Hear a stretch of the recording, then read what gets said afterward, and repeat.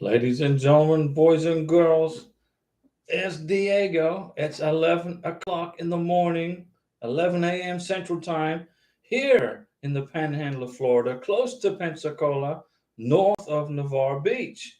And I got my Hard Rock Cafe t-shirt on from Bogota, and at the Hard Rock Cafe, they make some really scrumptious steak. Now, welcome aboard, everybody. My prometida, my fiance, is Karina, and she lives in Bogota, Colombia. And she's originally from Caracas, Venezuela. You guys know that already. You know where she's from. And right now, she's at work in Bogota making and designing cakes for the citizens of Bogota. She's a master cake designer, but she's also a tax accountant. So she does all kinds of stuff. Now, I get lots of questions. How can I plan a wedding? How can I plan a wedding when I don't have my K1 visa and my passport, when I don't know when my fiance can come to America, when I'm still waiting for immigration to let me know, the status? How can I plan a wedding? What if I get an RFE? What are your wedding plans? You're saying you can't plan a wedding. Well, you can. You can plan a wedding. It's not difficult to plan a wedding, ladies and gentlemen, boys and girls. So what did I do? How did I plan our wedding? Well, first I found a wedding officiant, and our wedding officiant is Captain Bill. He lives in Navarre, which is about 45 minutes from where I live here. And I sent him an email, and I said, Captain Bill, I said, I'm in the middle of a K1 visa process. I just, got approval. Got the NOA2 letter, dated May 30th, 2023. And would you be our wedding officiant? He replied back, absolutely, I would love to do that. And uh, he also sent Karina her best wishes and said, thank you for coming here the legal way, coming here legally. He appreciates that. So now I have communication between Captain Bill and myself in emails, which I printed, which is me planning a wedding. Okay. I also went to the county offices, the government offices in town, and I walked in there and I said, "What do I do to How do I get married in this county?" And they said, "Well, you got to fill out this form right here, and which is actually I can do online, and it's basically paperwork to start the wedding to get the marriage certificate." Okay, so you fill out this form, and then you pay for the marriage certificate, and then you got to pay. Then you got to wait 3 days, etc. Well, I went online and I filled out the paperwork, and I printed it, but I can't put a date down because I don't know the wedding date. It's impossible because we're still waiting for the National Visa Center to send us a welcome letter. So I printed that. So I've got communications between myself and the wedding officiant, Captain Bill. I've got a printout of the marriage license paperwork that I got to turn in, and and I put all that into a separate folder that's called wedding plans. Okay, so that's the beginning of wedding plans for us. Then I went to some restaurants down on the beach in Navarre Beach in Santa Rosa County. I went into some restaurants and said, "Hey, you got space for a wedding reception?" My fiance Karina's from Venezuela. We're planning on getting married right down here on the beach, and I'd like to have a little reception here. Do you guys do that? And they said, "Yeah, we do that." I said, "Okay. Do you have an email address? Do you have a business card?" So I got the email address, I got the business card, and I emailed the restaurant and said, "Look, I'll continue this conversation online in email." So now I got communication between myself and a restaurant planning the wedding reception. I don't know the wedding date. I have no clue. Jacob Myers, hello Diego. Good morning from Colorado and Cardona, Philippines. Jacob, good morning. How are you? How is your family and how is your beneficiary, your beautiful fiance in Cardona, Philippines? We hope everybody's doing good. Jorge Rivas Cervello. Hello, Diego. Hi, Jorge. Ren S. Hi, Diego. How are you? I'm doing great. My I-29 form was submitted and received on December 31, 2023. How long do you think it will be before I get my NOA2 letter? Well, I would say November or December of this year. Hopefully before Christmas. More than likely, you'll hear from your immigration before Christmas of this year. Okay, November, end of November, first week of December. Nancy Fenilda. Hi, Diego. Hey, Nancy. Nancy, how's Nancy doing today? How's your family? Ren S. I live in Texas, and my phone went to California Service Center. Yeah, I live in Florida, and my K1 visa went to California too. 93% of all K1 visas go to the service center in California. Okay, and I predict that 100% will go to California probably by the middle of 2024. That's just my guess. Okay, I think that immigration is consolidating all their K1 visas to California. Okay, Tejaswini Mumadi. Question: why does it take 90 days for the MVC to receive the welcome letter? Well, it takes 90 days for the MVC to send you the welcome letter, ladies and gentlemen, boys and girls. That's about 90 to 120 days. They have thousands and thousands and thousands of K1 visas, spousal visas, CR1 visas, IR1 visas, etc., etc., etc. So that you got to give these people time to process the paperwork, guys. Just be patient. Oh, hey, I have a question. Okay, I have a question. We requested Ankara, Turkey for my fiance's interview. She is from Russia. Okay, good. Do you know where Russian has been scheduled? Well, most K1 visas for Russians, our beautiful friends from Russia, goes to Warsaw, Poland. But if you requested Ankara, Turkey, I don't see why the National Visa Center will not honor your wish. I'm sure it'll be just fine. But you got to think about this, okay? Your beneficiary, your fiance, has to get out of Russia.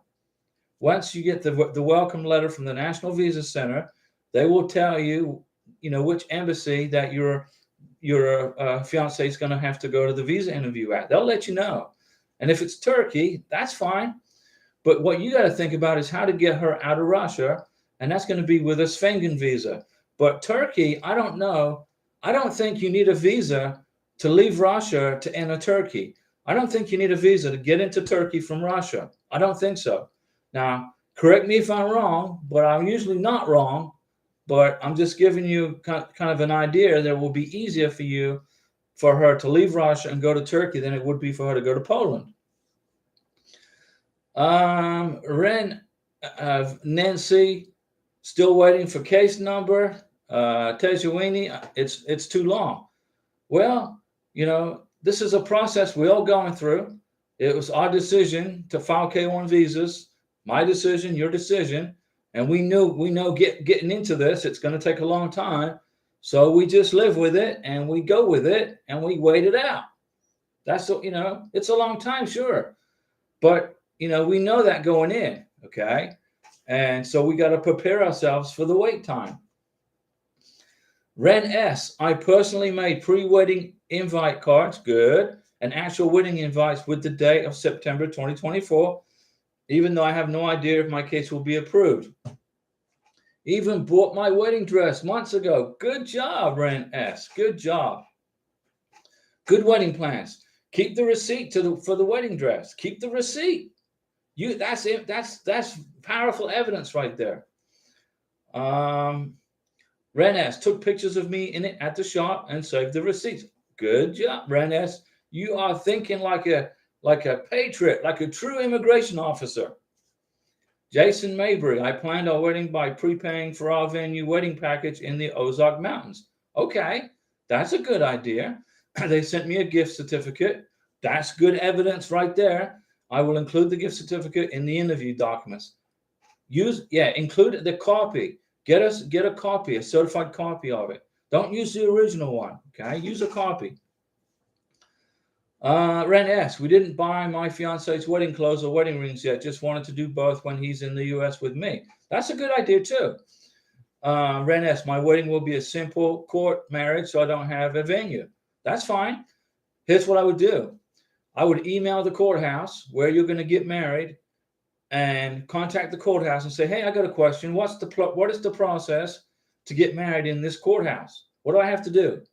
They will then email you back with information on how to do it. Even if you know what the process is, you know how to do this, still send that email and ask for the process. They will email you back with the information. Then you print the information, and then guess what? You got wedding plans. So if immigration asks you for wedding plans, you got it ready to go. Jorge, thank you so much, Diego. Not a problem, Jorge. High five, Jorge. Ren S, and I have no well wishes to attend my wedding. Well, make some, find some. You got to have some well wishes at your wedding, Ren S. Invite all the employees at the courthouse.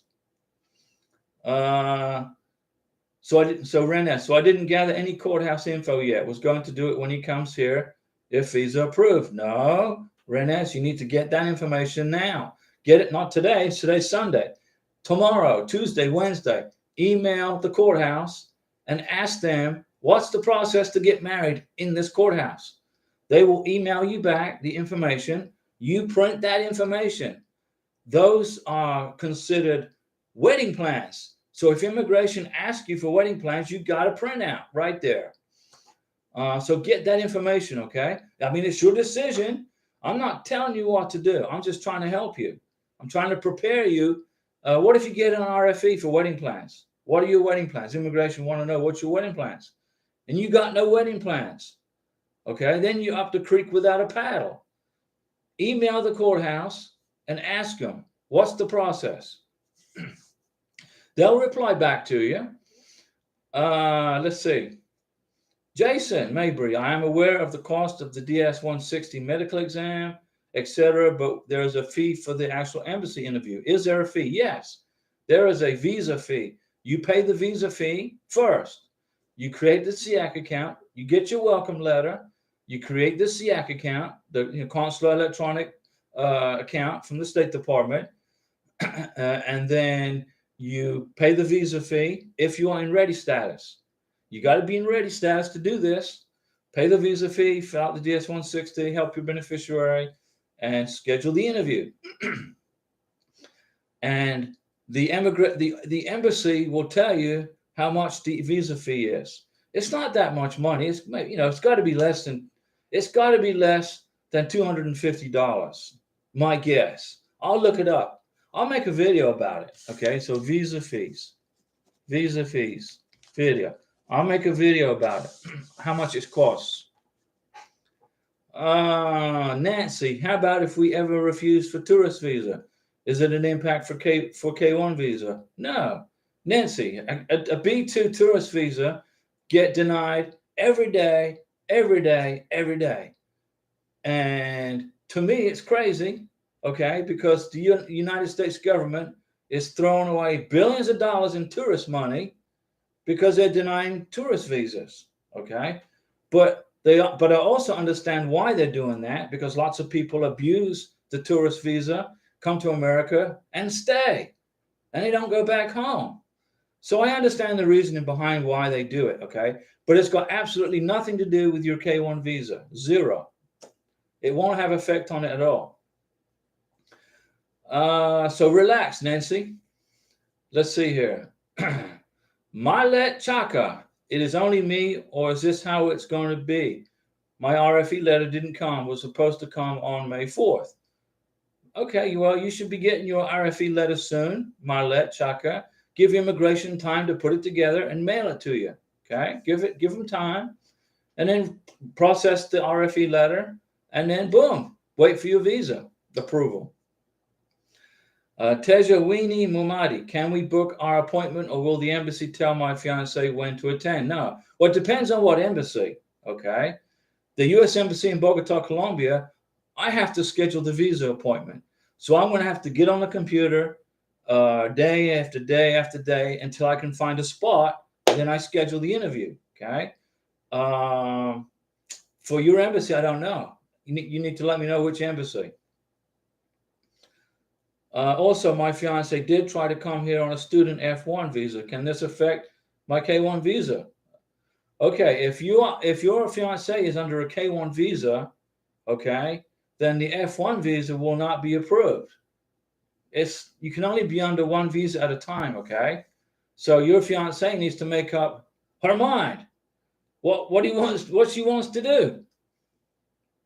Ren S. Okay, I will do. I'll reach out to the courthouse. Yeah, send them an email. Dear county courthouse, please explain to me the process for getting married in the county courthouse. What's the process? I am in the middle of a K-1 visa. I don't have a wedding date planned yet because I'm waiting for the visa to get approved. But please explain to me the process. Boom. Best wishes. Sign it. Date it. The computer will timestamp it. And then send the email. Wait for the reply. If you do it today, you'll get a reply tomorrow probably. And then print the email and the reply. And then make a folder and put those emails in a folder and call the folder, subject line the folder, wedding plans. Mumbai. Okay, Tejaswini, Mumbai, India. Yeah, I'll find out. I can't remember whether you schedule it or if the embassy does, the consulate. But I'm pretty sure in Mumbai, India, you have to schedule the visa interview. Ren S., I appreciate all your guidance. Not a problem. I'm here to help you guys. Tejaswini, he got refused for the F1 in the past. Well, probably because you're in a K-1 visa process. Will this affect my visa? No. F1, B2, B1, none of that will affect your visa for K1 if you have a denial for a tourist or F1 visa. It's like apples and oranges. K1 visa is a one-way ticket to the USA to get married. Well, not a ticket, a one-way visa. A B2 visa is a non-immigrant visa for a temporary stay in the United States. Totally different, okay? Although the K1 visa is technically it's an immigrant visa, but it's treated like a non-immigrant visa for entry into the USA because it's also temporary. The K1 visa is also a temporary visa. It's for 90 days. Boom. You come into America, you get married. Ren S., I don't need an RFE. No. But if you get one, you're ready for it, right? For the wedding plans part. Nancy, how long is the case number time? 3 months from NOA 2. 90 days, 120 days, right in there. Hopefully quicker as immigration hires more people. Let's see. Ren S. So it means you have to pay the DS-160 fee plus the embassy fee. No, there's no fee for the DS-160, Ren S. The DS-160 is a free form. No charge, $0. The DS-160, you fill it out, you submit it, it's free. But you have to pay the visa fee first, okay? You pay the visa fee to the embassy, then you schedule the interview, then you schedule the medical exam, or the other way around, it's up to you, and then you fill out the DS-160. But there is no charge to fill out the DS-160. Before you attend the visa interview. Yeah, Ren, you got to fill out the DS-160 because you got to print the confirmation page of the DS-160 and bring that to the visa interview. Marlet Chaka, I'm a March 1st filer. Okay, there's not very many visas left to adjudicate for March. So you should be hearing from immigration this month. They need to finish up March, okay? They're about done. Ren S., as I've always noticed, you're a billion times more helpful than my current lawyer today. Well, I've been through this process three times with the spousal visa. Okay, I've been through it before, and I've experienced all of the horrible things that you can possibly experience in a visa process. And I've also experienced all of the good things in the visa process, which is eventually your beneficiary and your fiance will get on a plane and fly to the United States, and you guys are going to get married. So I've been through it before. I know the process. I've been through the maze, and I've been around all the corners, and I found all the surprises, And now I'm sharing the information with you guys so you don't fall into the mistakes that I made on my first K1 visa. Although I really didn't make too many mistakes and I got it approved, okay? But I went through this process and I know how it works. Immigration lawyers have probably never once gone through this process personally, okay? Immigration attorneys go to law school, go to immigration, they learn the process, they get their license, but they've never been through this process themselves to experience it. Most of them. I'm not saying all of them. And I'm not saying immigration attorneys are bad. They're good. They do a good job, okay? But they've never experienced it in their personal life. All they've done is fill out paperwork for you guys, whoever uses an attorney, and take your money. And that's what they do. It's a business. Now, I've been through this personally 3 times. So I know how to do this, and I'm doing it for free for you guys. I put the channel together for you guys, and it's free, okay? Now, Benny Yao right now, he's at the hotel in New York City fixing to fly to Sierra Leone. Now, Benny Yao is a fantastic supporter of this channel. I mean, he sends me super chats pretty much every time he's on the live stream. And I'm going to go eat on his super chats at the Hard Rock Cafe in Bogota with Karina. And then Chopper Harley, he sent a super chat, and man, I can eat steak on him for 2 days. So the super chats are great. You don't have to send a super chat. Obviously, I want to do this to help you guys for free, but I appreciate them. Okay, and if I can save you $3,000 from paying an immigration attorney to fill out a 13-page document and put together a visa package, I'm going to save you $3,000. I'm going to do it. Okay, I'm going to do it. Let me see. I don't want to miss any questions here.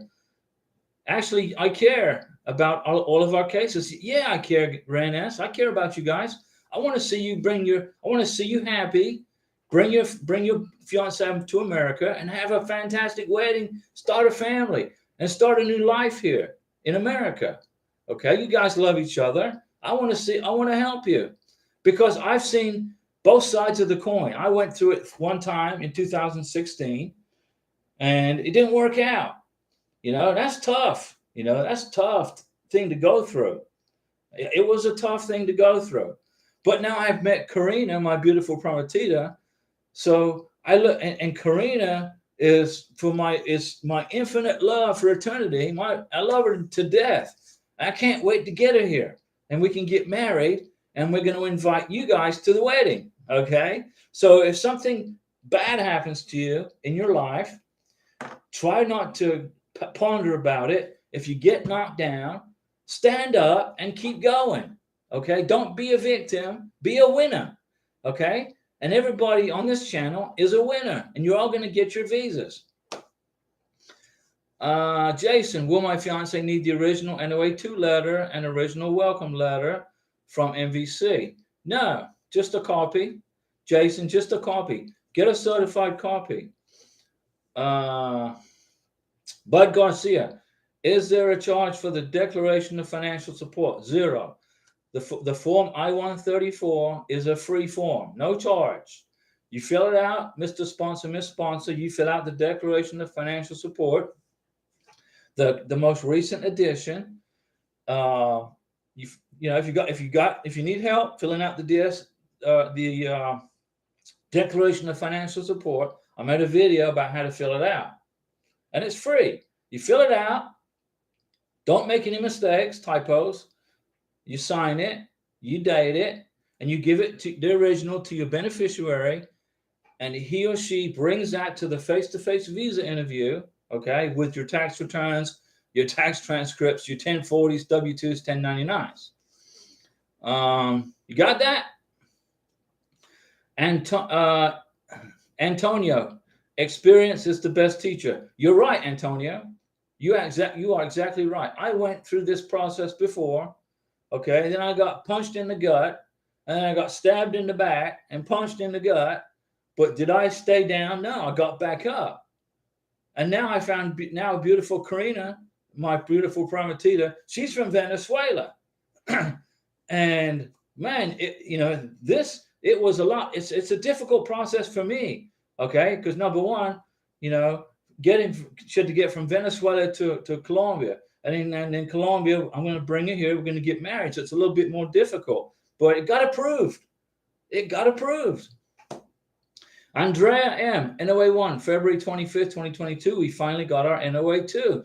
Andrea, high five for you. You're a February 2022 filer, and you finally got your NOA 2 letter. Okay. And I wish Benny Yao was watching, but he's on a plane flying to Sierra Leone. But that would give him confidence that he'll get his NOA 2 letter soon. Ren S, okay, if approved and my fiance has his visa, can he buy a one-way ticket? Well, yeah, but don't buy the plane ticket, guys. Do not buy any plane tickets until the K1 visa is in your beneficiary's passport. When Karina turns in her passport to the consular officer in Bogota, Colombia, I'll be with her in Colombia. We'll wait for her visa to come back. We'll look in her passport. We'll look in the passport. And we'll check the K1 visa, make sure there's no spelling mistakes on her name, make sure there's no errors. If there's a spelling mistake, we'll go back to the embassy and say, hey, guys, you got to fix this. If this is totally correct, then I'm going to buy her and myself and our cat, Tokyo, a one-way plane ticket from Bogota, Colombia to Miami. I got to buy a plane ticket for the cat. Can you believe Tokyo, little baby cat? I got to buy him a plane ticket. But he doesn't need a K1 visa. He doesn't need a passport. Let's see. Don't buy a round trip ticket, Ren S. Buy one-way ticket for your beneficiary from his or her country to America. Ren S, lawyers don't care to see us get our visa. They're only worried about their fees. Not all of them, Ren S. Now, there's a few of them. They just want to get the money. But there's some that care, okay? There's a few that care. But remember, an attorney, this is your business partner, okay? I'm not your business partner. I'm your friend. I'm your guys' friends. I'm doing this because I care about you guys and I want to help you, okay? Question from Tejaswini. How can I send the financial support document to my fiance? DHL, USCIS, and the National Visa Center use DHL, the company DHL, to ship stuff overseas fast. Okay. I've used DHL before when I was in Colombia, and I've used FedEx also. Okay. Ren S, I will not hire a lawyer for change of status. No, Ren S, when you get ready to do your adjustment of status, okay, I've made videos about it. Watch the videos that I've made on how to adjust status, and you will see it's very easy to do. The thing is, you got to pay attention to details. Don't make mistakes on the passport number. Don't transpose numbers. Don't spell your fiance's name incorrectly. Make sure you don't forget to include anything in your adjustment of status paperwork. Do the paperwork yourself. Ren says, I'm 43, have a 21-year-old, and he has a 3-year-old daughter. There you go. No more kids. But Ren S, don't say that. You never know. You might have more kids. Thank you. I just want to complete my family meeting with him and his daughter. You will. You're going to be just fine. Ren S, I'm half Indian, white, and Italian. Well, and you and most of America, okay? Everybody in America is a combination of somebody. History Blitz, can you walk me through the embassy process? When do they look at docs? In front of you, right in front of you, before the interview. Now, here's how it works. History Blitz, okay?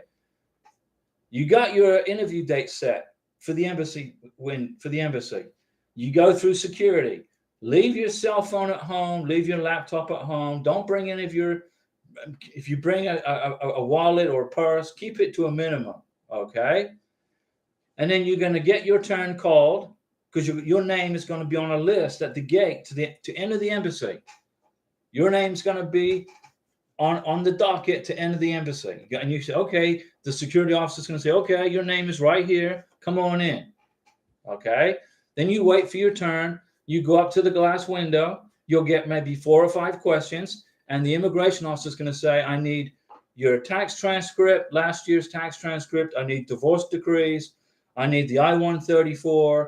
I need any pictures or photos that you recently have taken. I need your confirmation page for the DS-160. I need your welcome letter from the MVC. And they will ask you, well, they won't ask you, they will tell you what they want. And you hand it over. And then they're going to ask you maybe 4 or 5 questions. And I made a video on what questions they can ask you. And then they'll tell you, okay, congratulations, your visa's been approved. Now, when you go up to the glass window, or if you're sitting in an office, it depends on the embassy. If you see the person, the immigration officer, on a computer, do you know what they're doing? They're looking at the DS-160. They're looking at the I-129F, which has been scanned to them by the MVC, okay, and also mailed to them. Get your questions. Yeah, congratulations, History Blitz, your visa is approved. Turn in the passport, and then you wait for the visa to get put in the passport and returned back to you. It's easy, guys. It's so easy that, you know, you're stressing it right now because you've never done it before. But I've done it twice for spousal and for K1. Ghana. Okay, Ghana, beautiful Ghana. Can the petitioner attend the interview? It depends on the embassy. Depends. India, Mumbai consulate. I can't remember. Okay, for India, I can't remember. In the Philippines, you can't. You cannot attend. The sponsor cannot attend the visa interview with the beneficiary in Manila. But Mumbai, I can't remember. But it's easy to find out. History Blitz. How does my fiance need to know about IRS and I-134 stuff? He doesn't need to know anything. Your fiance does not need to know anything about the I-134 or the financial documents. All he knows to do is give them to the consular officer. And the only question I think that a beneficiary can be asked is, how much money does your sponsor make? So everybody watching this video right now, be ready. You better ask your sponsor, how much money do you make in a year? Because that could be a question. You could get that question. How much, Mr. Beneficiary, does your future husband make? What's his job? Where does he work? But that's it. Renes, we get knocked down, but we rise stronger. You got it. You got it. And, just think about it. If the first K1 visa had worked out for me, I wouldn't be here making these videos for you guys. So God has a different plan for me, okay? Jacob, sitting back, relaxing, working. We are contemplating going to Japan for vacation before coming to America. Okay, but don't go to Japan once your fiance gets to America, because then you got to stay in America and do the adjustment of status. Yeah, some embassies allow you to attend, Tejawini. Some do. Won't buy, and then Renes won't buy the plane ticket until the visa is in the passport. Exactly, 100% correct. Do not buy your plane tickets for your beneficiaries until you have the passport in your hand and you can see the visa. Jason Mabry, I will be in Accra with my fiance in September. We were thinking about getting the police report there at that time. Good idea. It's good for 2 years. Correct. Absolutely right. 2 years. Christopher Stout. Hi. Hi, Christopher. High five, brother. Andrea M. Diego, do you know any specifics about the police record checks? I lived in South Korea for a few years, so I got a police record check from South Korea. Okay, good. But sealed? Yeah, it's sealed. I can open it for my interview? No. If it's sealed, then it's sealed for a reason. When you go to your visa interview, you say, here is my police certificate from South Korea. Let the immigration officer open it. Let's see here. Malet Chaka, how long to get over this whole thing after approval? Okay, well, once you are approved and you've got your visa and your passport, all you got to do then is get on a plane and fly to America. And then you got to adjust your status. But adjusting the status isn't as difficult as filing the K-1 visa. Paperwork's about the same, but you got to include the marriage certificate, and you got to include the form I-94, and you got to fill out an affidavit of support, not a declaration of financial support. A little different. Paperwork's a little different, but the process is the same. Then you just wait for the green card and social security card. That's it. Don't mess up the adjustment of status paperwork. Christopher Stout, these folks nonstop calling USCIS, harassing them. They won't be patient for the process. It will help speed up the process. Guys, you filed your K-1 visa. You got your NOA-1 letter. There is no reason for you to contact USCIS, period, at all, while you wait for your NOA-2 letter. You're going to wait for your NOA-2 letter or an RFE, okay? You get your approval, you get your RFE. Whichever one, or a denial, but more likely an approval. When you file your K-1 visa, after a year has passed, 10 months has passed, please don't call USCIS. Leave them alone to do their job, which is process your visa. They spend more time answering questions on what's the status of my visa instead of processing visas. NVC got smart. They said, okay, well, USCIS got smart too. They've extended the time frame to 16.5 months for California and Texas, I believe. So they basically put a block on you guys from calling them for at least 18 months. And that gives them time to do their job, which is process K-1 visas, which they're doing in 12 months. So Christopher, you're right. Immigration have got the patience of a saint, because I'm surprised they don't get angry at everybody for the constant questions. What's the status? What's the status? What's the status? Be patient. Got to be patient. Surabhi Badgami, how much time will it take after the case approval for a fiancé visa? It depends on the embassy. Okay, NOA-2 letter gets in your hand. Then you got to wait 3 months for the MVC. Then you got to wait a month for the embassy to receive the paperwork. Then you got to wait for the embassy to get time for you to schedule the interview. It's not quick, guys. Let's see. Jacob Myers, Diego, I think you glanced over my question when it comes to working. Jacob, let me see. Also, when it comes to working, he does work from home. It's okay if he works still, as long as he files in the Philippines and then switches to the U.S. after his green card. Jacob, yeah, your beneficiary can work in the Philippines and then work in the United States. But you got to have, as long as you have a green card, you can go to work in the United States. Let's see here. Christopher Stout, how much is the change of status? The adjustment of status is about $2,000 a person. That's a guess, but that includes, all of the paperwork that's required to adjust the status. It's about $2,000. You can also pay for a work permit, an EAD permit. Then you got to pay for a parole document, advanced parole document if you want to travel, but I don't recommend you do that. I recommend you guys, when you adjust the status, all you got to do, all I'm going to do for Karina is pay for the green card. And we're going to wait for the green card. I'm not going to apply for a parole status because she's not going to leave the United States. When Karina's here, she's in America. She's got no reason to go back to Colombia.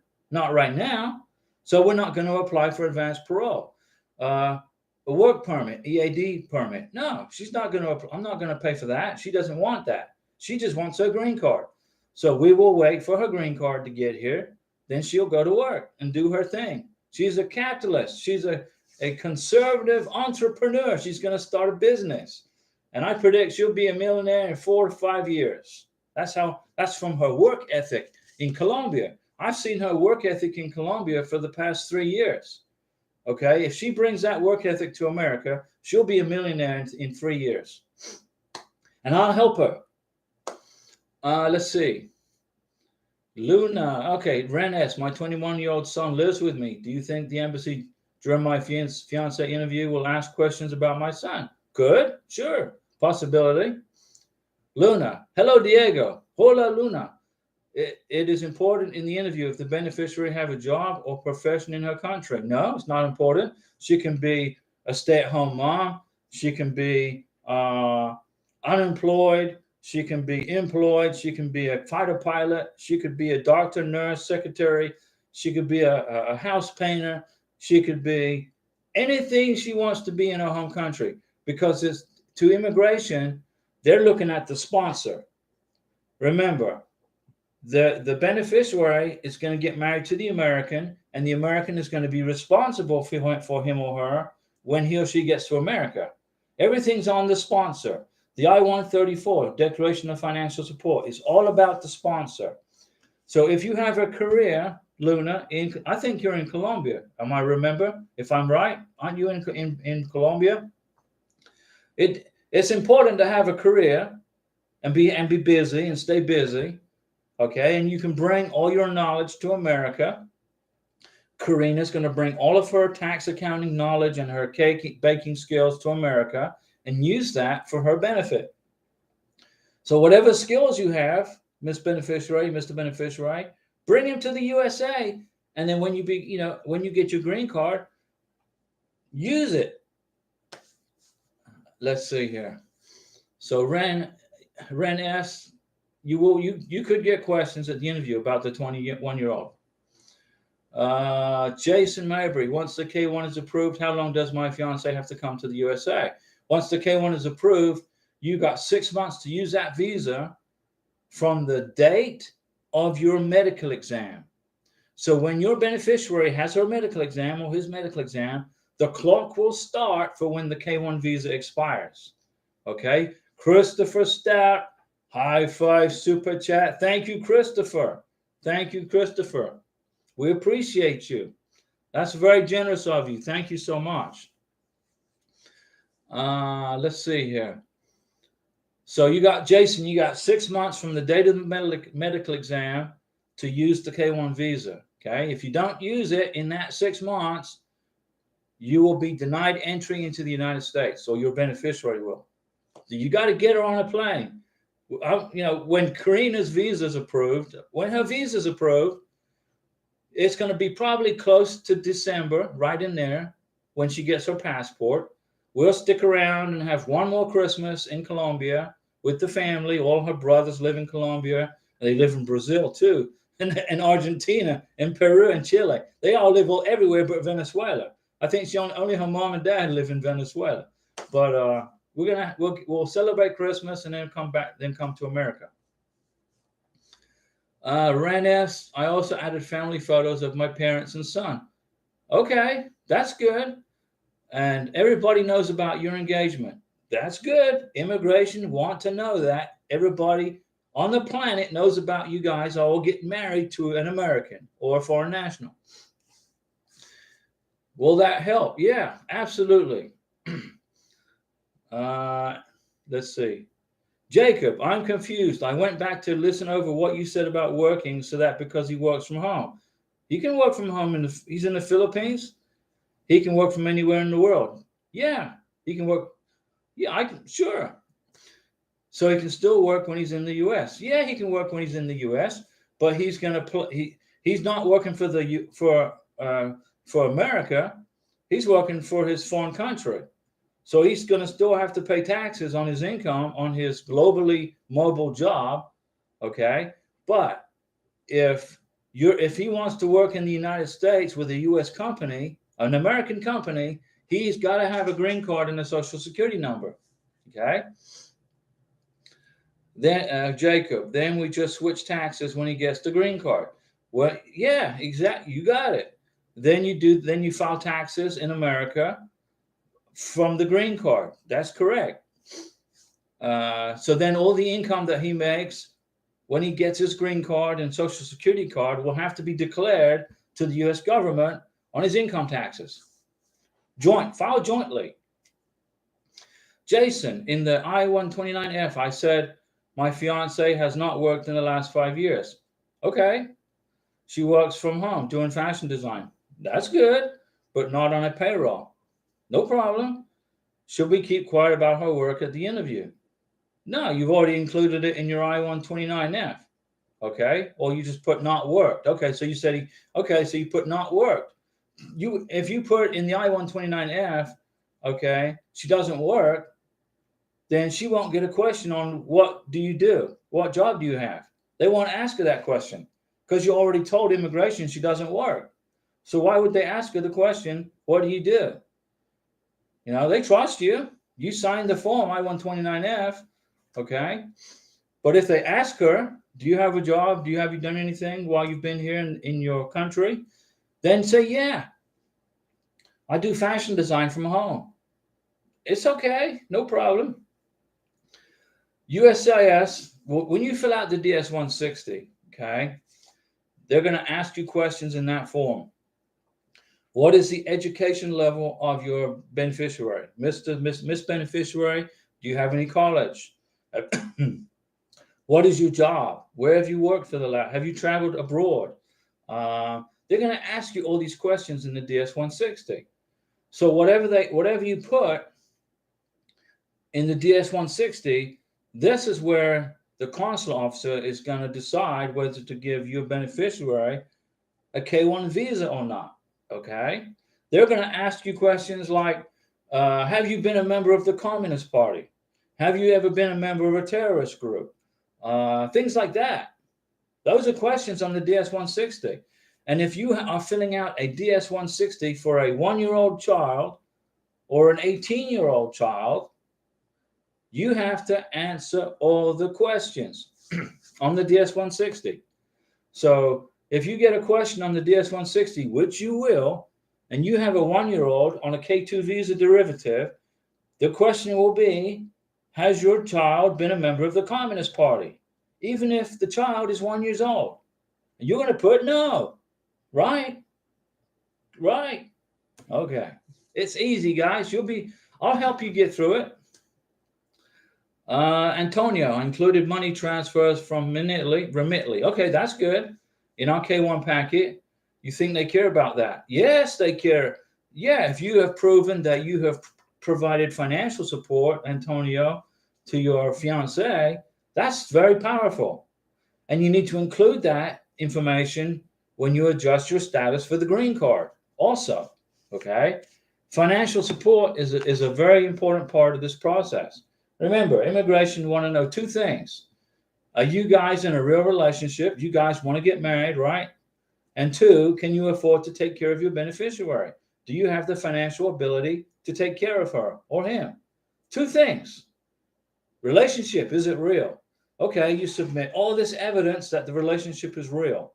Photos together, Remitly receipts, Western Union receipts, sending money once a month. I send Karina money once a month. Does she need the money? No, she has a job, but I send it to her as extra cash.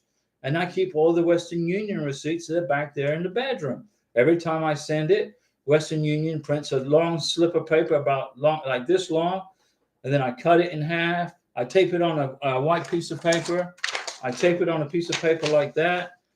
And then on the piece of paper, I write the date and the transaction and how much. And I'll put it on top. And I got a stack like this. Just keep once a month. Okay? But when I'm in Bogota, Colombia, there's no reason for me to send her money because I'm there. I use my credit card and I bring tons of cash with me. So what do I do to show I'm supporting Karina, helping her in Colombia? When we go out to the store, when I go to Jumbo, Éxito, the Dollar City, when I go to the Jumbo supermarket and buy groceries, I use my credit card. I don't use cash. Why? I want to prove I was there. I use my credit card. And then at the end of the day, I print the credit card receipt from my bank. The lady down the road in Bogota prints it for me. There's printout with my name on it, Jeff, Diego, my name, Diego, blah, blah, the date, how much. And that's evidence that I bought Karina and Diego and Tokyo groceries. So I got a stack of evidence like this. Remember, I lived in Colombia in 2022 for 10 months. Okay. So how do I prove that I was there? Well, my boarding passes from my plane when I entered and the boarding passes when I left. And the time in between, I used my credit card, which was all the evidence immigration needs. Okay. And I printed it. It's back there in the next, on Wednesday, I'll show you guys exactly what I'm talking about. So you're good. Good job, Antonio. Ren S. Once I'm married to my fiance and he has no earnings due to his Social Security, do I file as married on my taxes? Okay, when you get married, Ren S., when you guys are married, you file your taxes as married, filing jointly, not single head of household. I'm not a CPA, I'm not a certified public accountant, but you must file your taxes married, filing jointly. Okay? It's no problem to do that. Christopher Stout, you live in Pensacola? I'm in Jackson, Mississippi. I live east of Pensacola, Christopher. I live about 45 minutes away, east of Pensacola. Jackson, Mississippi is a beautiful part of the country, very quiet. It was quiet when I visited years ago. I don't know if there's how the traffic is now, but I remember very quiet. Ren S, until he gets a Social Security number. Ren S, here's what you do. Ren S, you get married. You fill out a W-7 form from the IRS. Okay, download it. Go to irs.gov, download a W-7 form, fill it out, fill out your taxes, 1040, married, filing jointly. In the block that says Social Security number for your beneficiary, who doesn't have a Social Security number, because you're still waiting for it, you put applied for. Okay, you got that. You fill out your 1040. Where it says name of your beneficiary, you put applied for, because he doesn't have it yet. Then you get in your car and you go to the nearest IRS office in town, and you file your taxes in person, face to face, with a W-7 form. The IRS will assign you what's known as an ITN number. That is the number the IRS will use so you can file your taxes together, married, filing jointly. Okay? Do you understand what I just said? Fill out the 1040, get your W-2s, fill out the W-7 form, go to the IRS office, or you can go to H&R Block if you want somebody to do it for you, but filling out taxes is easy. A 5-year-old can fill out a tax form. Fill out your taxes, fill out a W-7, get your W-2s, go to the IRS office, file your taxes in person. The IRS will assign you an ITN number, which you can then file married, filing jointly. The IRS know that you are waiting for a Social Security number. You must also bring the passport to the IRS office. In your beneficiary's passport is going to be the K-1 visa. Also print out the I-94 form, which is proof of legal entry into the United States of America. So you're going to go with your 1040, your W-2, your W-7, your passport, and your I-94 form. You're going to bring all that together in a folder to the IRS office and file your taxes in person. Boom. Married, filing jointly. Social Security number has been applied for. Piece of cake. It's easy, guys. Don't stress it. And then in 6 months, 5 months, 3 months, your beneficiary will get his or her Social Security number in the mail. Then, when you file your taxes the following year, you file married filing jointly, and you include the social security number, on the 1040. Jason, no, Christopher Stout, thanks, no problem. Christopher, no worries. Jason Mabry, can I fill out the I-134 income support declaration of financial support form and bring it to her in September, or wait for the NOA2? Wait until you get the NOA2 form, and then you're going to bring both. When you get the NOA2 form, she's going to need a copy of that, okay? So get your NOA2 form, then fill out the I-134 declaration of financial support, check it's the most current edition, sign it and date it, and bring the original I-134 to her for the visa interview, and a copy of the NOA2. Okay? You got that? Plus your W-2s, tax transcripts, 1040s, all that jazz. Jason, I make more than enough yearly to qualify, but my bank statements show not very much in the bank. Will that be an issue? No. Jason, if you make enough money that's equal to or above the federal minimum income requirements, USCIS don't care how much money you have in the bank. They don't care. They just care that you make enough money to support your beneficiary. So you don't have to disclose the information. You don't have to. Okay, guys? How about that for today? James Wright, thanks for info. Joint taxes may save $3,000 to $4,000. Thank you, ITN. You got it, James. Please, guys, when you get married to your beneficiary, to your beautiful fiance, when you get married in America, file your taxes jointly. Married, filing jointly. No, you don't have a social security number. Don't worry about it. Where it says social security number for beneficiary, put applied for. Download and fill out form W7. Fill out your 1040. Get your W2s. Get your 1099s. Bring your passport, an I-94 form. Bring all that to the IRS office. I'm going to do this. The IRS office is in Pensacola. So Karina and I'll do my taxes early. Here's what I'm going to do. We're going to get married probably the first week of January. And then by law, 1099s have to be in my hand by January. So I'll wait for my 1099s. Then I'll do my taxes, go to the IRS office in Pensacola and file my taxes in person at the IRS. Boom. It's easy, guys. So no problem, James. I'm glad that information was helpful to you. And not only did I save you $3,000 on an immigration attorney, I just gave you another $3,000 in tax write-offs. How about that? You can't lose on this channel, guys. Honestly. GE. Hi, GE. Do we need to show bank statements if we make more than the minimum? No, you don't have to. Ren S, will do. No problem, Ren S. You've got this, guys. This process is not difficult, okay? It's not. You just got to be patient. You got to stop calling immigration and asking for status on your case. I'll tell you what the status is on your case right now. If you have an NOA1 letter in your hand, it's in process. That's the status of your case.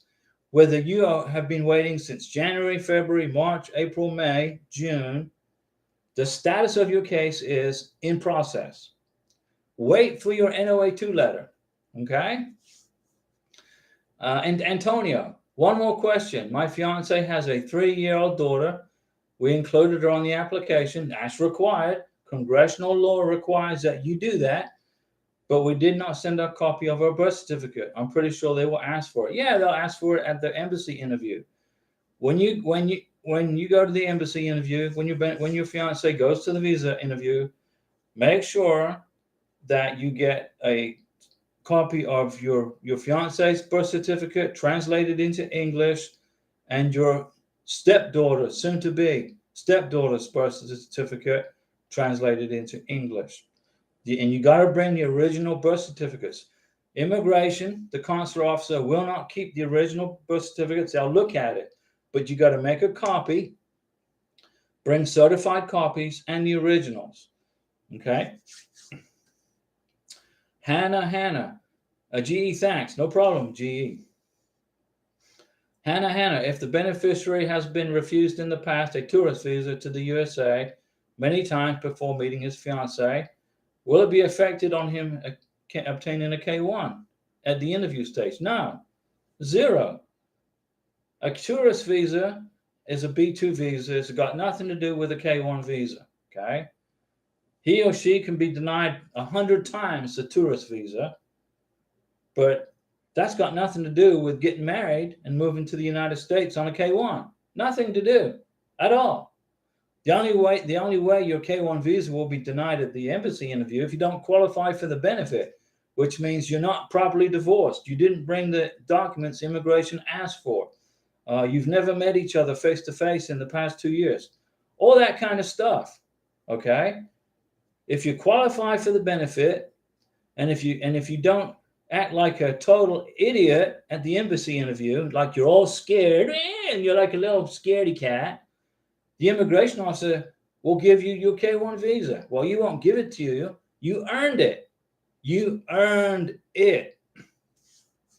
Luna, gracias por la información. De nada, Luna. Me alegra.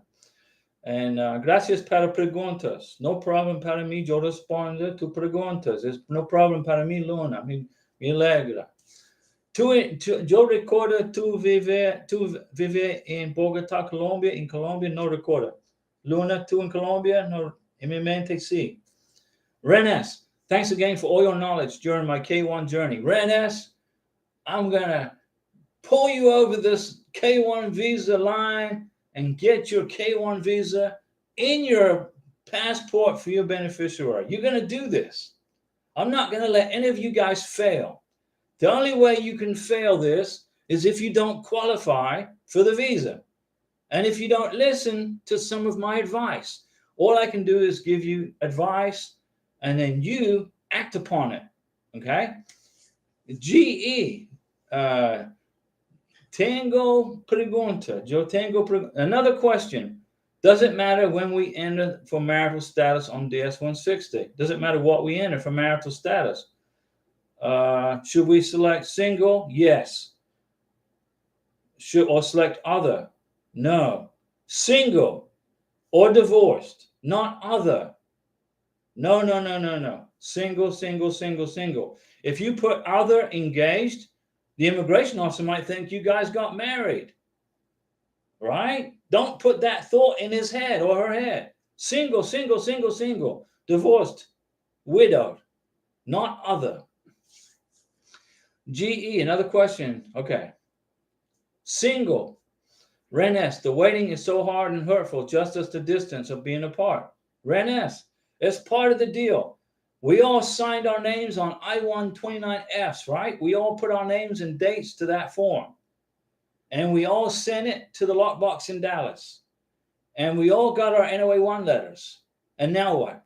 We wait for NOA-2 letters. We wait for the welcome letter from the embassy, from the National Visa Center. Where's the National Visa Center? It's in New Hampshire. And what happens then? You got to wait 3 weeks or 4 weeks or 2 weeks for the MVC to mail your stuff to the embassy. Then what happens? You got to wait to schedule a visa interview, or the embassy might schedule it for you. Some don't even qualify for the K1 visa. Yeah. Some don't even make it to the lockbox in Dallas. Some people mail their K1 visa to the lockbox in Dallas and they didn't sign the form. They didn't include plane tickets that they met each other face to face, or they've never met each other face to face. And right away they get blocked, boom, done, right away. So it's very, very important when you submit a K1 visa package to the lockbox in Dallas, Texas, you put together a strong, qualifying K1 visa package, okay? And when I say strong, I mean include stuff in there that's not required. Police certificates, okay? I included in our K1 visa package Karina's police certificates from Venezuela and Colombia, translated into English by a company called the Spanish Group. They don't pay me to say that, but it's a good company. Okay. Was that necessary? No, it's not. Did it create more work for USCIS? Yes, it did. Hey, I paid $535. I'm putting these people to work. They saw that Karina has a clean police record, no problems. Was it required at the USCIS service center level? No, no. That information is required at the embassy level when you get to the US Embassy. But I included the police certificates early in the process because I just bumped up her chances for approval another 10%. I included the old affidavit of support form, which is now the Declaration of Financial Support, I-134. I included the old one, the old form. Was it necessary? No. Was it necessary? No. Did I include it? Yes. Now that form has expired. Why did I include it? Because it told immigration my income is sufficient to take care of my beautiful Karina. Okay? That information is not required until you get to the embassy level. But I included it at the service center level. More work for immigration. Oh, well, boo-hoo-hoo for them, right? I paid them $535. I want that visa approved. I want Karina with me in America so we can get married and start our family and start our lives and she can start her business. Renes, I have faith in you, Diego. Okay, Renes, I'm glad to hear that. I have faith in you guys too. Man, I was so worried about her daughter's birth certificate. Antonio, relax, my friend. If you didn't include it in the K1, a visa package, here's the two things that could happen. Number one, you get an RFE for the birth certificate. Number two, immigration is so busy, they don't send you the RFE, but you better make sure you bring that birth certificate to the embassy interview because they will ask you for it at the embassy. Jason, my question was skipped regarding driver's license. Jason, sorry about that. Let me see, Jason. Hold on a second. I got to see what Jason asked me. I don't see it. Where is it, Jason? I'm looking, my friend. Write it again. Write the question again regarding driver's license. Let me see, Jason. Okay, here it is. I have currently moved to Arkansas. Okay, great. Should I add both state driver's licenses? No. If you have just moved to Arkansas, Jason, when you filled out, did you fill out the I-129F? Which address did you use? Which address did you put down as your physical address on Form I-129F? Your new address in Arkansas or your address in the other place where you live? I need to know the answer to that question. Ren, faith is part of the weight gain. God's in control of my process. Now, this is not a religious channel and this is not a political channel, okay? But for me personally, Diego Ross, God has got his hand on control of this process. So I don't sweat it. God can carry the load for me. I just wait for the process to get done. I'd rather wait knowing I have a chance than getting a straight denial. Ren S., you're going to get your visa approved, okay? Ren, relax. You're good. I was blessed to meet my fiance twice. Did you include both trips in your K1 visa package? Did you include both trips? Yes, I only provided proof of our relationship based off only my first visit. But make sure you got all that evidence and make sure you bring that evidence to the visa interview because you're going to get a question. The embassy officer will probably ask the question, when was the last time you saw your beneficiary? Or not you, but what your beneficiary will get that question. When was the last time you saw your sponsor? And then you got all the evidence, the boarding passes, the photos from the hotels, receipts, all that kind of stuff. Okay, let me see, Jason. If you have moved to Arkansas and you filled out Form I-129F with your physical address in Arkansas, the driver's license you need is your Arkansas driver's license. That's it.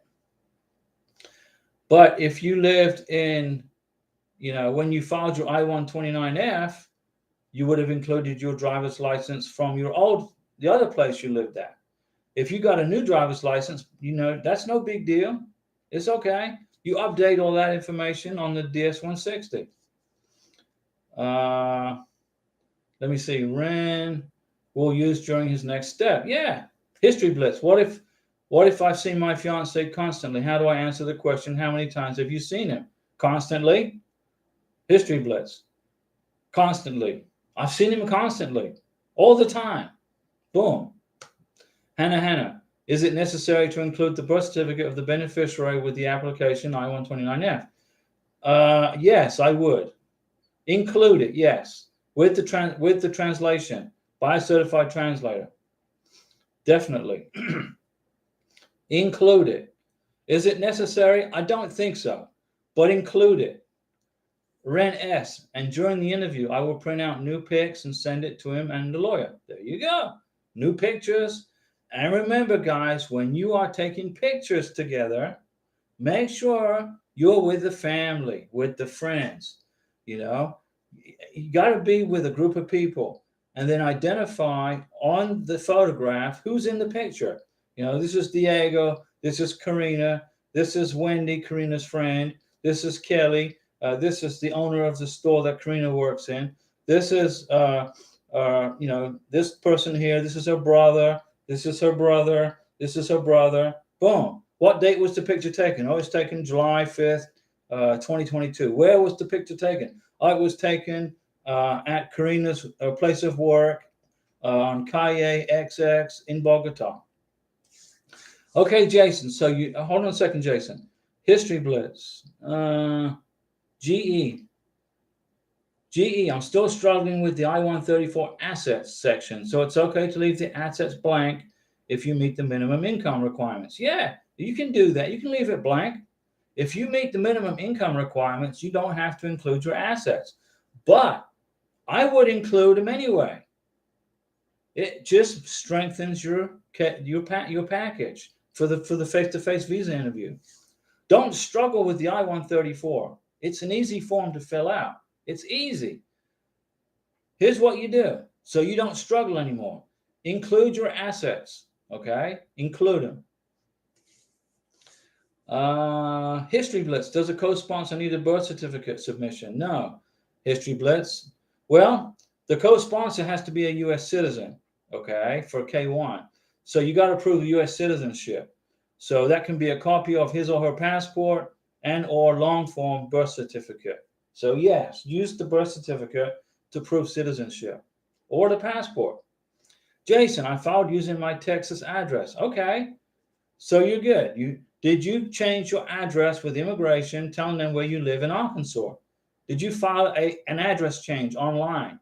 You got the NOA-1 letter. You got your receipt number. You can go online in USCIS case area and change your address. Did you do that?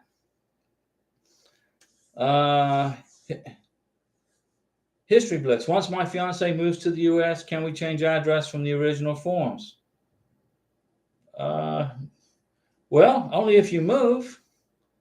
History blitz. If you move, yeah, you got to tell immigration where you're at. Ren S. I will be moving in 6 months to a new apartment, same city. I use my I-129 form. Do I need to contact USCIS? Yeah, once you. Okay, Ren S. If you move, guys, if I move in the middle of a K1 visa process, whether you've received your NOA-2 letter or the welcome letter or whatever, you got to tell immigration where you are, your new address. Do it online. Get your NOA-1 letter, get the receipt number, and change your address and update it with immigration so they know where to mail paperwork. Okay? Immigration's got to know where to send paperwork to you. And if you move, the post office may not be a guarantee that they will forward it to you. The new person that rents your old apartment or buys your house isn't going to be a guarantee they're going to forward your mail to you.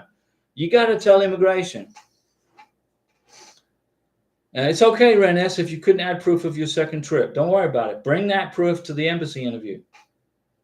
That's exactly right. You're exactly right, Ren S. Don't overthink this. Okay?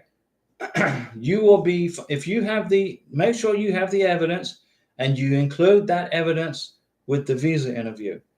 The chances are the embassy will not ask you for it.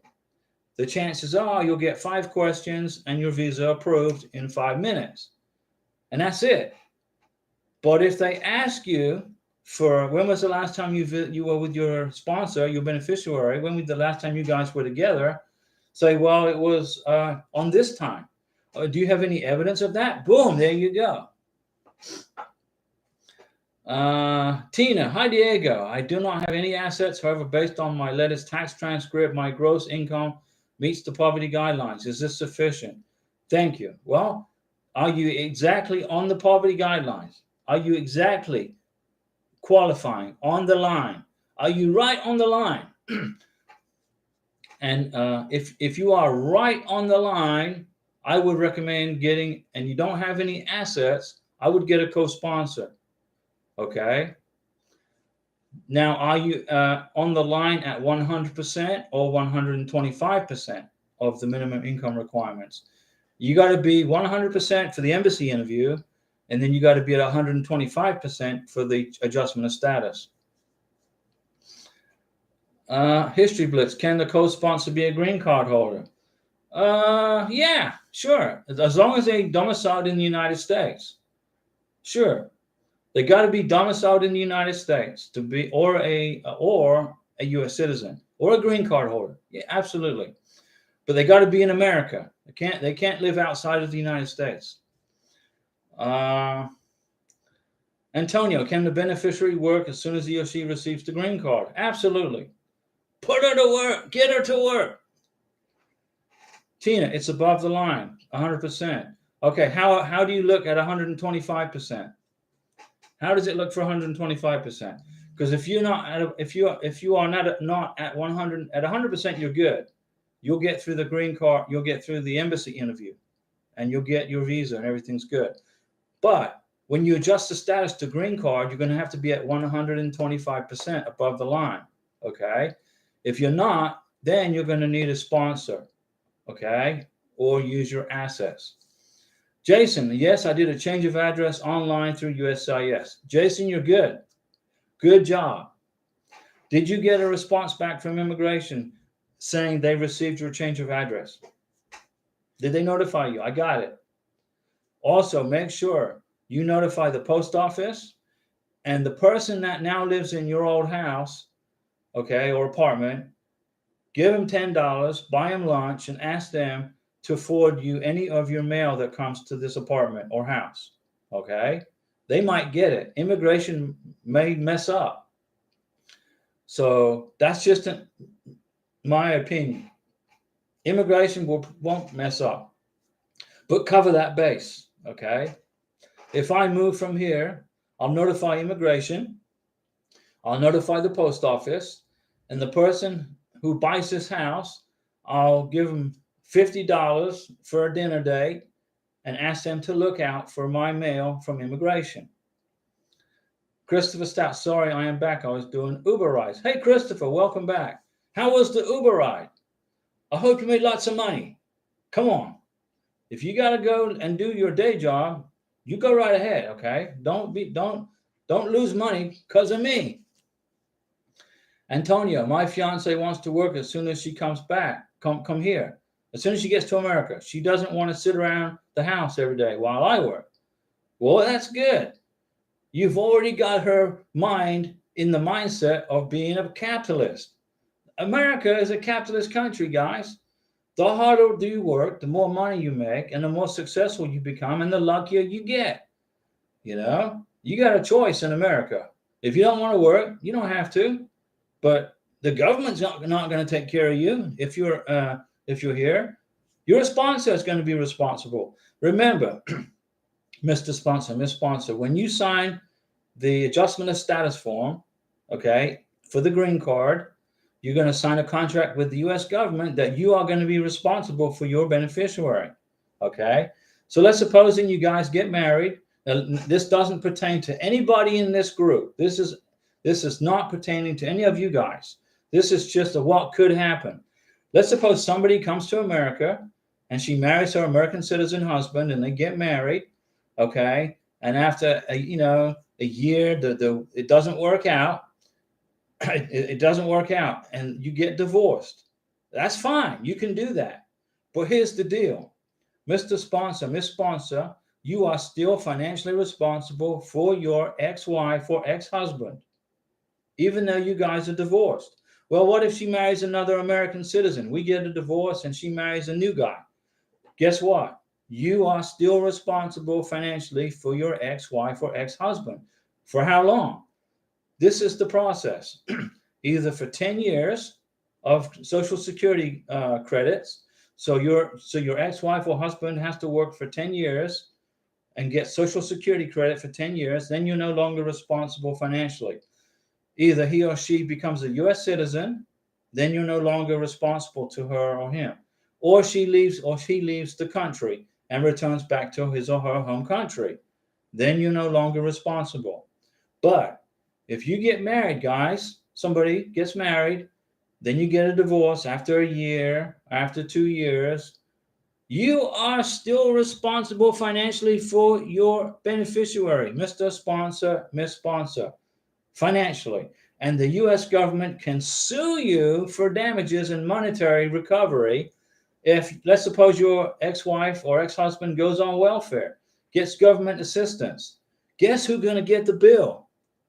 You, Mr. Sponsor, Miss Sponsor. The U.S. government will send you the bill. So I hope you guys have got that in your heads. You got that in your heads, right? You're signing a contract with the government that you're going to take care of your beneficiary for up to 10 years or until she becomes a citizen or she leaves the country, or he.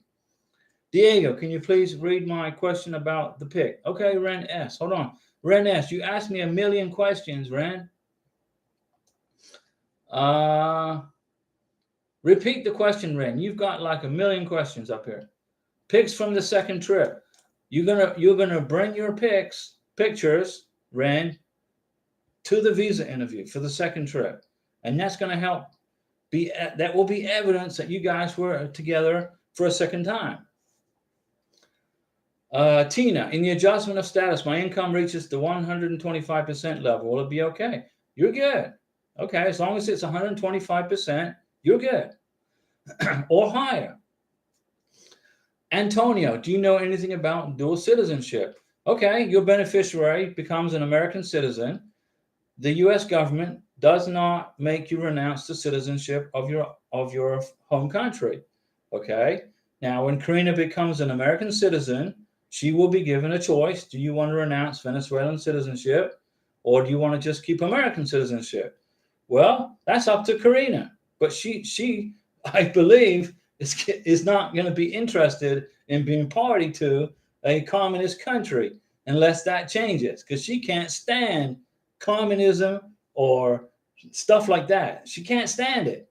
She despises the fact that she has lost all her freedom. She lost her house. She lost her bank account because of a government economic policy which destroyed Venezuela. Okay? Now, I'm not being political. It's just facts. Okay? We love Venezuela. We love the people. But the government is horrible. So I think Karina is going to just become an American. But she doesn't have to. She can keep Venezuelan citizenship. Ren S. First set of pics I submitted were my fiance, friends, and family members, but didn't have a timestamp. Also of me and him at different locations. Those are what I submitted. Perfect. You're good. You know, it would have been helpful if you had put the dates on the pictures of when you guys were together. Okay. So you'll be okay. But on the second trip, you put the stamps on the pictures, right? Okay. So here's the deal. If you get an RFE from USCIS saying you didn't put a stamp, what is the dates and locations of where you were in these pictures? You didn't include them.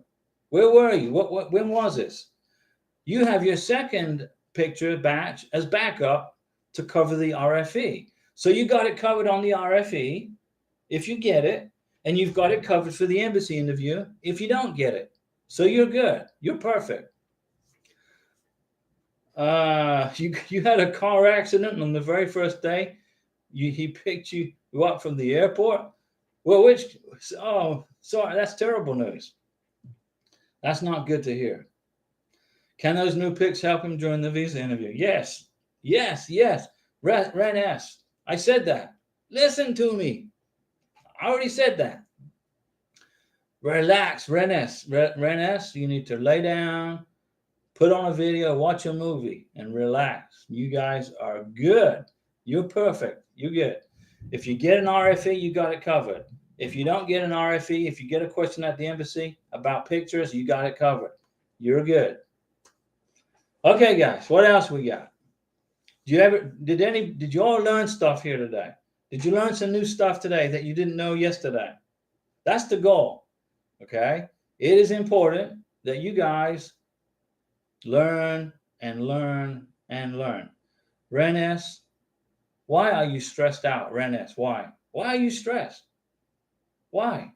All you got to do is wait for your NOA2 letter. That's it. You'll get it. And then you got to wait for your welcome letter. You'll get it. Then you got to wait for the embassy part. And you'll get that done. Relax. Go lay down, watch a movie. Okay? Don't think about immigration. Don't think about USCIS. Think about start planning your wedding. Start planning that. The goal here, guys, is that you learn stuff every day that I'm on the live stream, okay? This is the goal. H Money, hi Diego, what is the actual average processing time for I-129F? I just joined, by the way. Hi, hey H Money, good to see you. The actual average processing time from NOA1 to NOA2 as of June 11th, 2023 is 12.5 months, okay? That's the average right now. That's going to get faster and faster the closer we get to October, November, December 2023. Starting January 2024, NOA1 to NOA2 should be 6 to 8 month turnaround. And then the MVC process should be a lot faster. And so will the embassy interview process be a lot faster, okay? Things are speeding up, guys. Immigration. In fact, I've got a post here that USCIS are hiring more people. If you're a college graduate right now, they're looking for college graduates. Immigration is constantly putting notices out there that they're hiring more people. Ren S, that's why I'm full of so many questions. Ren, you're good. Ren S, I understand that you're stressed out. I know that. I know exactly how you're feeling. I've been there. I've done that. I've been where you're at. And now this is my second time to be where you're at. The first time around, I was stressed out like you. The second time around, I'm not stressed out. I'm not. When I mailed that K1 visa package to the lockbox in Dallas, way back in April of 2022, I knew that visa was going to be approved. Why did I know that? Because I put together a strong, qualifying visa package. What was I nervous about? I was nervous about one thing. In the message traffic, in the WhatsApp chats, I call Karina my beautiful wife, my esposa, okay? But she's not. She's my fiance. And I read in some group chat somewhere that if you include that message traffic in a visa, your visa gets denied. I'm like, who is this guy making a statement like that? So I said, okay, I'll investigate it. So all I could do was wait, okay? And apparently, immigration are highly intelligent individuals, and they know that I'm divorced and Karina's single, and we're going to get married in Florida. They know that from the visa package I put together. So they disregarded those comments I made as purely loving and caring comments. Okay? That was my only worry in this whole process. Okay? So be good, get through it. I got through it. I couldn't do anything about it. And so I got my NOA2 letter, right? You guys saw it. I put it out there. May 30th, 2023. 407 days, NOA1 to NOA2 for Diego and Karina. I don't count days. The only reason I counted up the days was for you guys, because lots of you guys count days. H Money, I am 11 months in, hoping to hear back in the next couple of months. Next month, H Money, next month you'll be hearing from immigration. Next month. And let's say the end of July, okay? Ren S. Ren S. I did put dates and locations and names on who was in the pics. You're good. So what are you worried about? What are you worried about? Antonio, why do we need to send stuff that they don't ask for? Just curious. Because you want to make the visa package strong. You want to make sure that immigration know that you are 150% in on this K-1 visa package. Don't be lazy. Don't file a lazy visa package, okay? File a strong visa package. Now, I'm not saying you guys are lazy, okay? I'm not saying that. But the more stuff you include, that beefs up your relationship and, proves that your beneficiary doesn't have a criminal record and shows her education level and shows that he or she has been working and and immigration learn about what you guys are both interested in doing together. It just makes your visa package strong. Okay, you want it to be 150% guaranteed, not 100%. 100% could drop to 99%, right? 99% is 1% you get an RFE. You don't want that. You want 150% K-1 visa approval, not 100%. Archor in Algeria. I never received my NOA2. I sent inquiry and USCIS said I need to file I-824 for a duplicate, right? Okay. I never received it and didn't change my address. Why this happened? Well, immigration messed up or the post office lost it. That's what Archor. Either immigration messed up or the post office lost it. Now, they don't mail the NOA2 to Algeria. Okay, they only send it to the sponsor in the United States. The NOA2, Karina didn't get an NOA2 letter. Karina, I made a copy of it. I'm bringing a copy to the visa interview. Philip Razzano. Philip, that's not Razzano. Is that Italian? Philip? Is that an Italian name? I got NOA2 May 10th. Good. High five. The U.S. Embassy in Cambodia allows the petitioner to attend the interview. High five. Do you think it's important that I'm at the interview? Yes. Of course it's important, Philip. You have to show immigration that you love and care for your beneficiary, your fiance, and you're going to be right at her side during this process. You need to be there. Angel Tate. Hi, Diego. Hi, Angel. How are you? Is it okay for me to go to the embassy in my fiancé country? Which country? What country? I don't know which country, Angel. You're going to have to give me more information. Archer, I asked someone who did his interview. He told me that the embassy office didn't ask for the NOA2. No, not all the time. Depends on the country. And the embassy site didn't require it. Depends on the country. Archer, it depends. You must include your NOA2 letter in your adjustment of status for your green card with your I-94, okay? You got to have the NOA2 letter, the Form I-797, in the adjustment of status paperwork. Some embassies ask for it, some embassies don't. Do you want to play a game of guessing? Do you want to play a guessing game? I wonder if the embassy is going to ask me for the NOA2 letter. Let's see if they ask. No, I just leave it at home. Bring it to the embassy interview. Bring it. So if they ask you for it, you have it. Angel, Jamaica. Filed in October, still waiting. Hang in there, Angel. I'm not sure if you can go to the visa interview in Jamaica. I don't know. But if you can, you can. If it's allowable, go. But if you're not allowed, don't worry about it. Sit outside in the lobby, wait. Okay, guys, I've been talking for 1 hour and 33 minutes. I am going to get a big glass of water, and then I'm going to go watch a movie. Ren S., you need to go watch a movie and chill out, okay? Archer, how long does it take to get a duplicate NOA2? Could take a month. Depends on immigration. James Wright, thank you. You're welcome, guys. Okay, guys, thank you for all those super chats. Karina and I thank you. We're going to go eat at the Hard Rock Cafe in Bogota this September. I'll probably be in Colombia in September, I think. I'm pretty sure September. And I'll continue to do the live streams for you guys. I'm not going to abandon you guys when I'm in Colombia. I bought Karina a laptop, top of the line laptop. I will use the laptop. There's a camera right up in the top. I will use the laptop to do the live stream. MY, thank you. GE, thank you.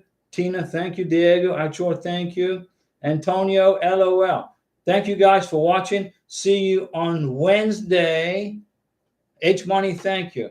You can't leave it. Okay, James said, I can't. Okay, I'll stick around for 5 more minutes. James told me not to quit. James wants me to keep talking. So here's what my plans are, okay? When I get the welcome letter from the National Visa Center in September, it takes 3 months, so I don't count days. In September, I'll get the welcome letter from the National Visa Center. I will then create an account with the CIAC system, the Consular Electronic Application Center, okay? I will look for the country Colombia. There's Colombia.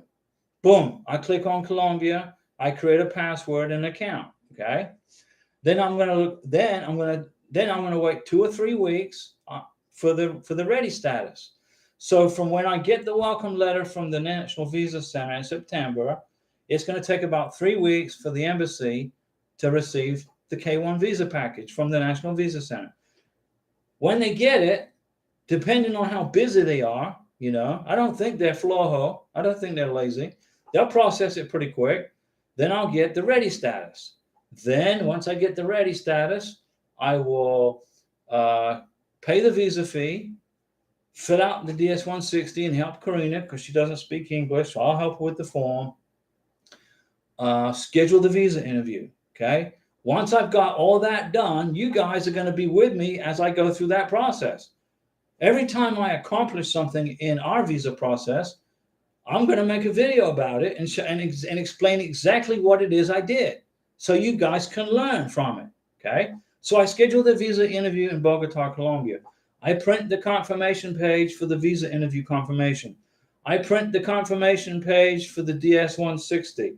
I get a copy of the welcome letter. I make a copy of the NOA2 letter. I got hundreds more photos back there when I was with Karina the last time. I'll bring all those printed up in a photo album.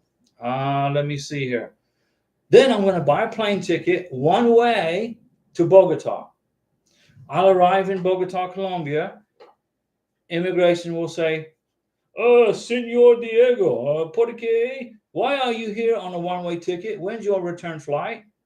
And I will say, I am in the middle of an immigration process, and I will buy a return flight ticket back to the United States when Karina, my fiance, has completed her K1 visa process at the embassy, which is on this day right here. Here's a copy of the confirmation page of the visa interview. Okay, señoras, buenas. Entra, vamos. Sígueme. Okay, I'll enter Colombia on a one-way ticket. When Karina gets her visa in her passport, her Venezuelan passport, she'll have her visa and a passport. I will then purchase a one-way ticket with Avianca Airlines. Woohoo, Avianca. They don't pay me to say that. From Bogota, beautiful Bogota, to Miami. Okay, that's the process. When will I do that? Probably December 28th, some December 29th, December 30th, December 31st, right in there. Now, plane tickets are very, very, very expensive from Colombia to the United States in December and New Year's. They're expensive. They're like 3 times the price because it's Christmas. And everybody wants to go to Colombia for Christmas to see all the lights because it's a beautiful, they have a fantastic light display in Bogota. So the plane tickets are like 3 times the price.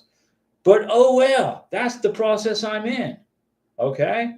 So I will buy the plane tickets to Miami, get to Miami, go through immigration. Karina will come with me through immigration, get her a K1 visa interview at the embassy, at the airport, and then we'll leave the airport, and here we are in Miami. And I'll rent a car, I'll rent an SUV, and drive us home. And that's it.